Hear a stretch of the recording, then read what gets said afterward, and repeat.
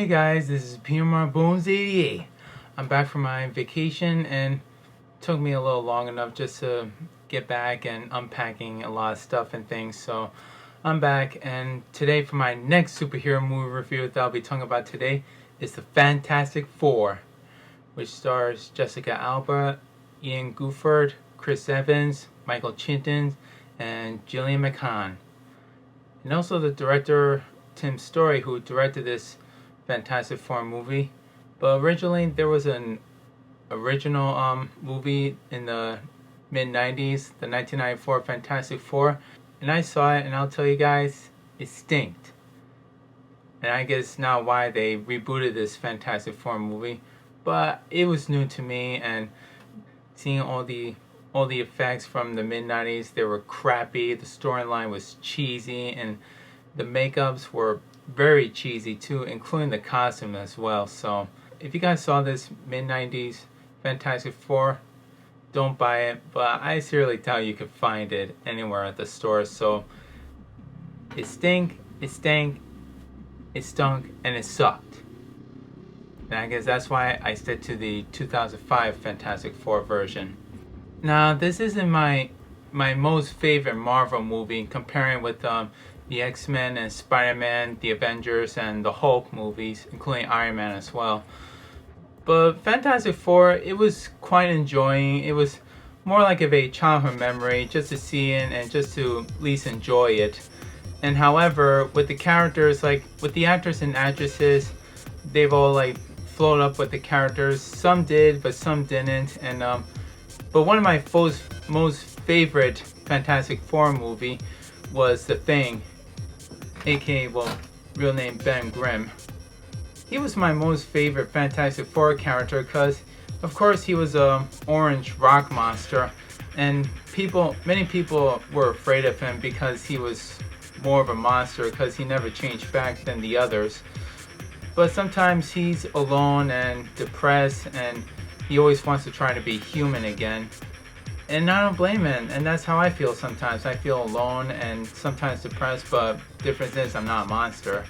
But this movie is about where 5 group of people going into outer space doing a science experiment until this weird strange cloud like hits them and affects them, gives them powers.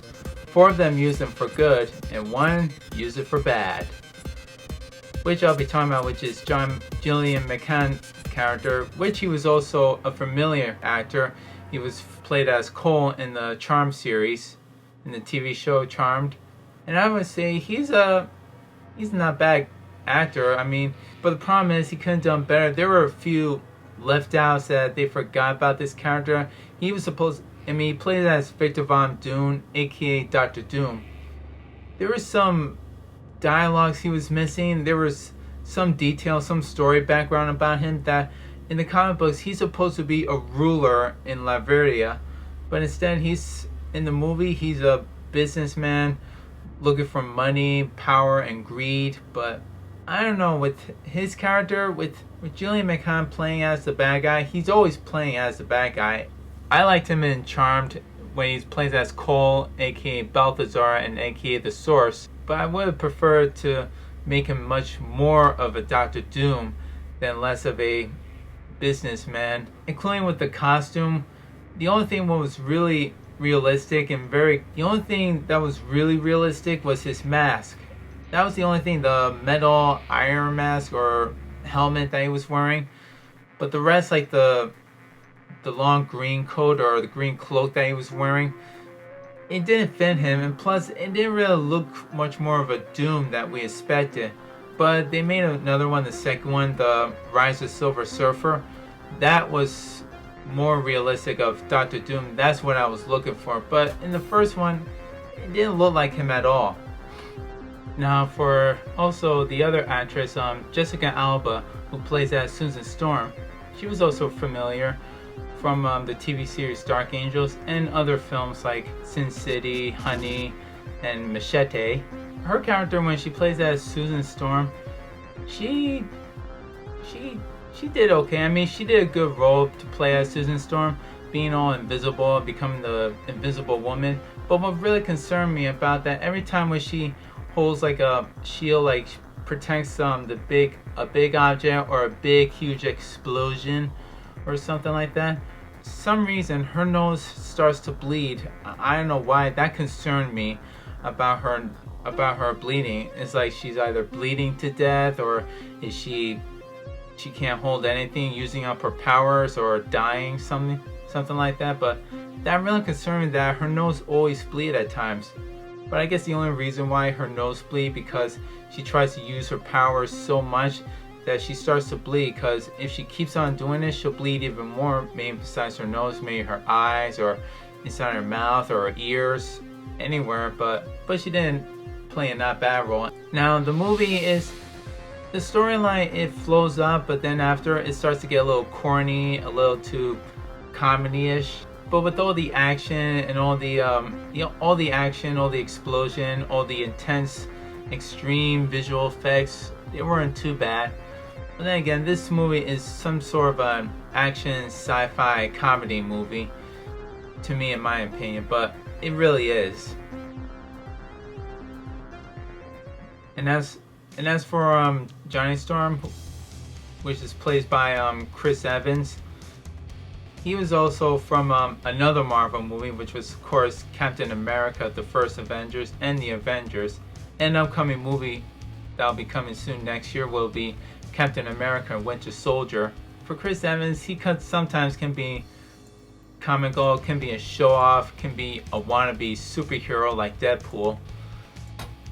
But for his characters, playing as the Human Torch, that's all he ever was. He was much more of a hothead, a wannabe superhero, wants to show off his new powers, and gains fans, including girls. I liked him too, but he was my least of my favorite Fantastic Four character compared to the Thing. But with Ben and Johnny, they go head to head each other. They don't really like each other, but sometimes they get along just a bit. But most of the time, they don't really hate each other. It's just Johnny that always bugs Ben and always pisses him off sometimes. That really makes me laugh all the time, that these two always go head to head at each other. But with the film, that most fans didn't really, some did like the movie, some really didn't like it. Most of the time that the story confused everyone, didn't really understand, but didn't really like the characters. They wanted to spend more of these characters, expect them to be more of the Fantastic Four, and more of Dr. Doom becoming as Dr. Doom. That's what I was looking for, but due to all the concept and the dialogues and the storyline was all a mixture between action and comedy, sometimes less of sci-fi. So practically it was more of action comedy and less of sci-fi. Doing with the battle scene between Fantastic Four and Dr. Doom, there wasn't much more of action, there wasn't much more fighting there. And plus, the only thing was more fighting and more battle-ish action was between the Thing and Dr. Doom. That was the only action and battle scene that I really liked. But the rest didn't really what I expected it to be. But just to rate this film, I would give it a 75 out of 100. It's not too bad, but it's a good childhood movie just to watch and enjoy. And of course, I have this film on Blu-ray and DVD. Now here they are going to reboot this movie, so technically we'll wait and see what the reboot will be about. Probably get new actors and new actresses, and probably a new director as well. So the next time for my next superhero movie review that I'll be talking about by next week is Batman and Robin. And this is P.M.R.Bonez88 signing off. His saying is, peace!